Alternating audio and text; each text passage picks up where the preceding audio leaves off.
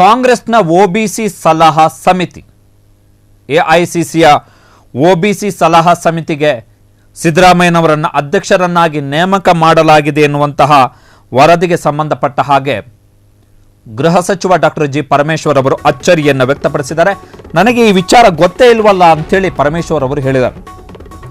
ಆದರೆ ಸಿದ್ದರಾಮಯ್ಯನವರು ಅಹಿಂದ ನಾಯಕರು, ಹೀಗಾಗಿ ನೇಮಕ ಆಗಿರಬಹುದು ಅಂಥೇಳಿ ಗೃಹ ಮಂತ್ರಿ ಡಾಕ್ಟರ್ ಜಿ ಪರಮೇಶ್ವರ್ ಅವರು ಹೇಳಿದ್ದಾರೆ. ಒಬಿಸಿ ಸಲಹಾ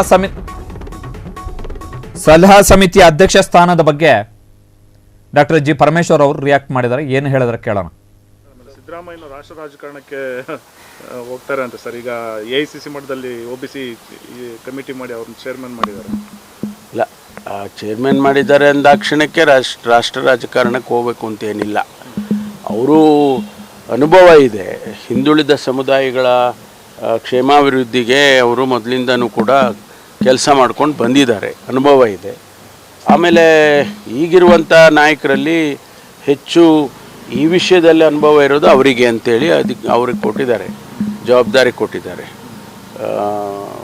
ನಾವು ಅನೇಕ ಸಂದರ್ಭದಲ್ಲಿ ನಮ್ಮ ರಾಜ್ಯದಲ್ಲಿ ಬೇಕಾದಂಥ ಲೀಡರ್ಗಳೆಲ್ಲ ರಾಷ್ಟ್ರ ರಾಜಕಾರಣದಲ್ಲಿ ಜವಾಬ್ದಾರಿಗಳನ್ನು ಹೊತ್ತಿದ್ದಾರೆ ಅಂತೇಳಿ ಅಲ್ಲಿಗೆ ಹೋಗಬೇಕು ಅಂತೇನಿಲ್ಲ.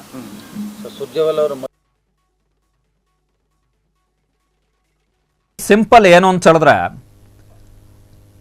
ರಾಷ್ಟ್ರೀಯ ಕಾಂಗ್ರೆಸ್ನ ಸಮಿತಿಯೊಂದಕ್ಕೆ ನೇಮಕ ಆದ ತಕ್ಷಣ ಸಿದ್ದರಾಮಯ್ಯನವರು ಮುಖ್ಯಮಂತ್ರಿ ಸ್ಥಾನಕ್ಕೆ ರಾಜೀನಾಮೆ ಕೊಟ್ಟು ದೆಹಲಿಗೆ ಹೋಗ್ತಾರೆ ಅಂತಲ್ಲ. ಈಗ ಫಾರ್ ಎಕ್ಸಾಂಪಲ್ ಕಾಂಗ್ರೆಸ್ನ ಕಾರ್ಯಕಾರಿ ಸಮಿತಿ ಇದೆ, ಅದಕ್ಕೂ ಕೂಡ ಸಿದ್ದರಾಮಯ್ಯನವರು member. AICC decision making body ಇದೆ, ಅದಕ್ಕೂ ಕೂಡ ಸಿದ್ದರಾಮಯ್ಯನವರು ಮೆಂಬರ್. ಹಂಗಂತೇಳಿ ಮುಖ್ಯಮಂತ್ರಿ ಸ್ಥಾನವನ್ನು ಕೊಟ್ಟು ಅಲ್ಲಿಗೆ ಯಾಕೆ ಹೋಗ್ತಾರೆ ಸಿದ್ದರಾಮಯ್ಯನವರು?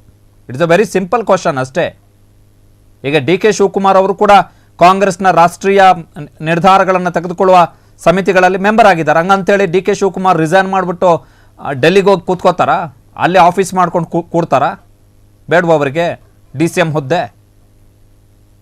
ಸೊ ಸಿಂಪಲ್ ಅದು. ಸೊ ಅದನ್ನು ಪರಮೇಶ್ವರ್ ಅವರು ಸ್ಪಷ್ಟವಾಗಿ ಹೇಳಿದ್ದಾರೆ. ಕ್ಷಣ ಕ್ಷಣದ ಸುದ್ದಿಗಳಿಗಾಗಿ ಫ್ರೀಡಂ ಟಿವಿ ಸಬ್ಸ್ಕ್ರೈಬ್ ಮಾಡಿ, ಲೈಕ್ ಮಾಡಿ ಹಾಗೂ ಫಾಲೋ ಮಾಡಿ. ಹೊಸ ಸುದ್ದಿಗಳ ನೋಟಿಫಿಕೇಶನ್ಗಾಗಿ ಬೆಲ್ ಐಕಾನ್ ಮೇಲೆ ಕ್ಲಿಕ್ ಮಾಡಿ.